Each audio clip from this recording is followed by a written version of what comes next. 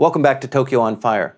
You know, we like to think we provide actionable intelligence about what's going on in Japanese politics, things that are happening that might make sense in some contexts, but not in others. We like to weave that thing together, and we like to provide predictions about what that means going forward. A lot of the things that we talk about have direct business impact. A lot of people ask us questions about this, and we spend a lot of time dwelling on it.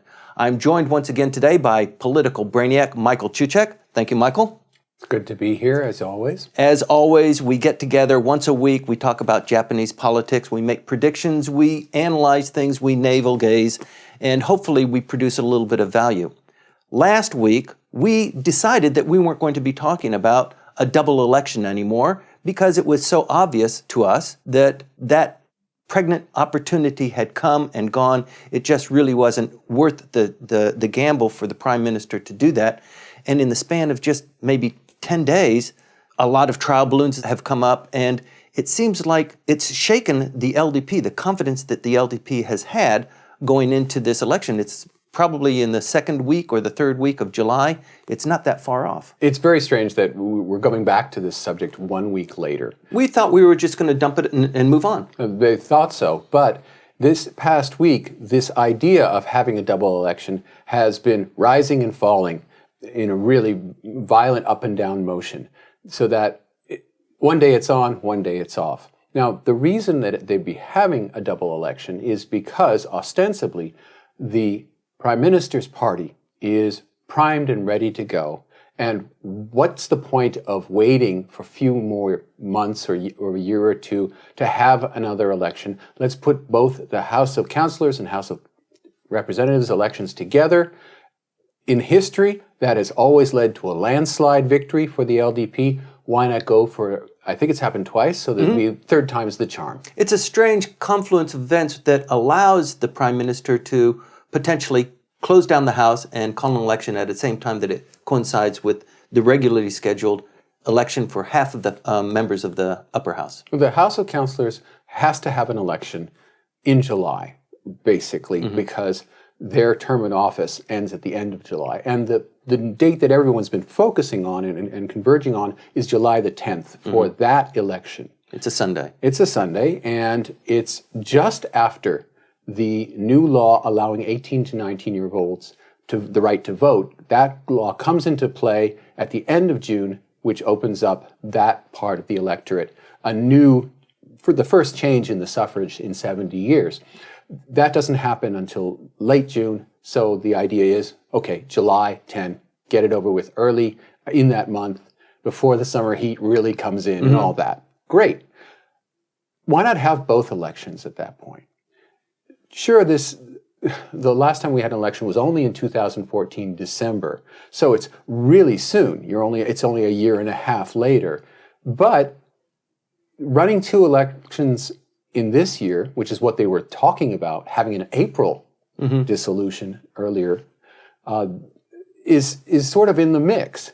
And if you're going to do it, well, do them all both at the same time, save money, save the effort, and force the opposition to fight on two fronts simultaneously. That seemed like a good idea. It seemed like a good idea, and the reason why this is so important to us is because it has a big impact on whether the implementation of the tax will actually take place. I mean, it is in the diet now. It will be passed before the diet ends on March 31st, and it will become law, but the Prime Minister still has the opportunity to say, the economy can't take that sort of hit. I'm going to push it off, and by the way, we're going to have an election. Why don't you vote for me as an endorsement of my decision not to increase the taxes? Yeah, well, the consumption tax rise is written in the law, and it's been delayed once. And that happened in 2014. Mr. Abe delayed it, and as a sort of referendum on his decision to delay, he dissolved the House of Representatives and went into a general election, which the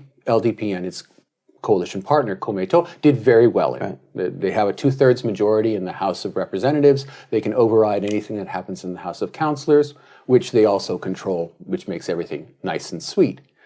Now, that is the pattern. And this week, he's been meeting in a council that he puts together these councils all the time. And that's Wiseman. the Wiseman councils, that's a technique that a prime minister has to push forward policy ideas that he or his allies may have that would or not come out of the normal policy-making apparatus of either the ministries or the LDP itself.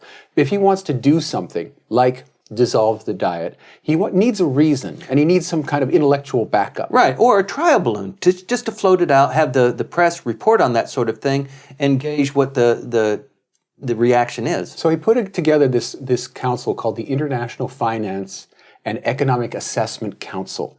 And it sounds really impressive, but what it is basically all the econ-related ministers in the cabinet meeting with the Bank of Japan governor and an invited guest. And these invited guests have so far been Western, non-Japanese economists, particularly Nobel Prize winners. Very prominent, right? Yeah. So he's had Paul Krugman come by just this week, and then last week he had Joseph Stiglitz and Dale Jorgensen from Harvard, and he puts them in the room and he listens to them, and they suggest, don't raise the tax. It's going in the wrong direction. Yeah, the economy can't take it. Right. And he says, very powerful statements. And it gives him the environment to say, this isn't necessarily my idea, but the world's smartest economic brains say it, so let's go for it. And it's telegraphed. The head of the Socialist Party asked him in the Diet later,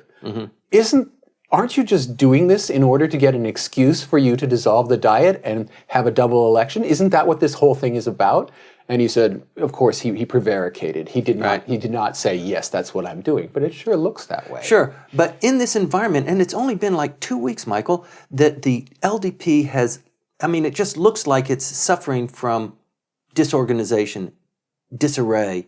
A lot of things have come up that we didn't predict. Well, it is kind of the season for this sort of thing to happen.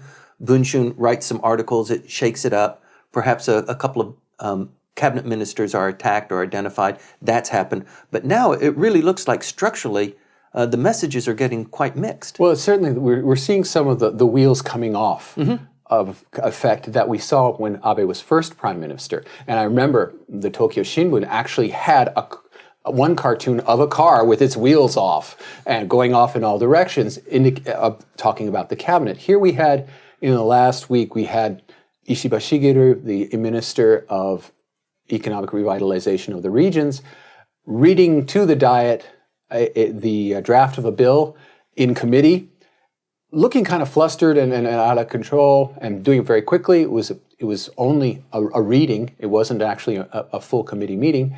And then after he finished it, everyone realized that he had read the text of a bill that had already been introduced.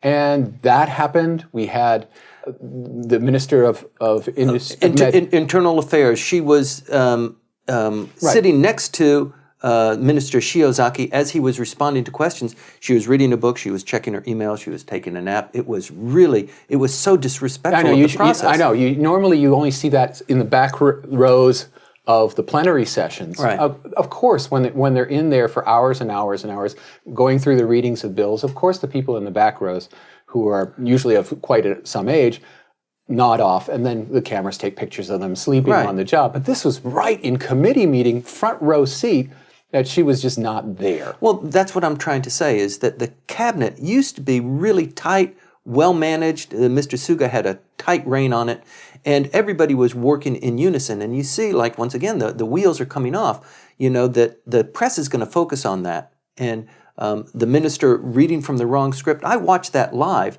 and he was challenged. It seems, Mr. Minister, that you're not very well prepared today. And he admitted, yes, I could have been a little bit... That was in the Hayashi case, where Moto Hayashi of Meri, when he was asked, I'm asking you all these questions about nuclear... He was flustered, and you're supposed to be prepared for this sort of thing. The questions are given to you in advance. Most of the time. Though there are some people who do trick questions. But in this case, he was asked by the DPJ questioner, would you consider yourself not being prepared for today? And to Hayashi's credit, he said, I could have been better prepared. Yeah. It's true. Yeah. But the thing is, that's the balance. If things are going badly, do you go into a House of Representatives election? Well, exactly. I mean, you have to wonder, it's not just the politicians who decide things. Media decides what the narrative is going into a political campaign. And we saw, at least during the Koizumi era, that they could have a huge effect in the last few weeks of a campaign on framing the debate and presenting the way that everything build it up to the crescendo. And they have their own agendas. And currently, because they feel oppressed right now by all the things that have happened to them, the Special Designated Secrets Act, which increased the penalties 5-fold for people who reveal journalists who reveal secrets. What's going on at NHK, what's going on at all the TV stations in terms of the announcers being turned over. The military security bill, the graduation of the new recruits. Yeah, all of this, they are feeling really punchy right now. Yes. And they can frame this debate and they can frame the election if he calls a House of Council, a House of Reps election.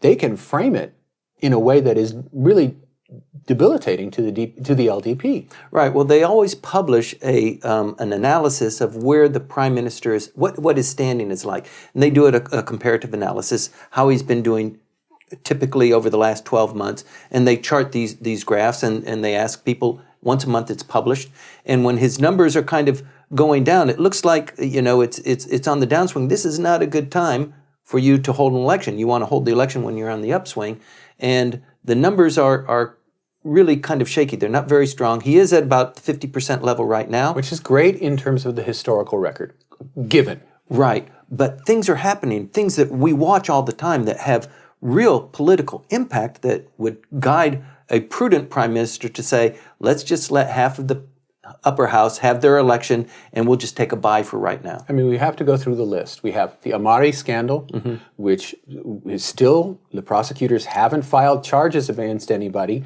and they're still working on the case that we may see the right-hand man of Mr. Abe suddenly being hit with something from out of the blue. We have Minister Shimojiri not being able to read the names of the islands she's supposedly trying to get back from Russia. Right. There's just the press and the opposition parties can take this and create a narrative. Exactly. And these people are exhausted, and it doesn't help that the GDP figures, sure they were kicked up a little bit, but still it's minus 1.1% GDP growth in the first quarter.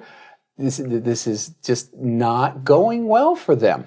And that point you have to say. And yesterday, the Diet Affairs Committee Chairman, the Kokai Taisaku Incho of the LDP, Mr. Sato Tsutomu, said, this is not an environment that's good for a double election. We're seeing within the LDP and within the cabinet a little laxity. People are slipping up.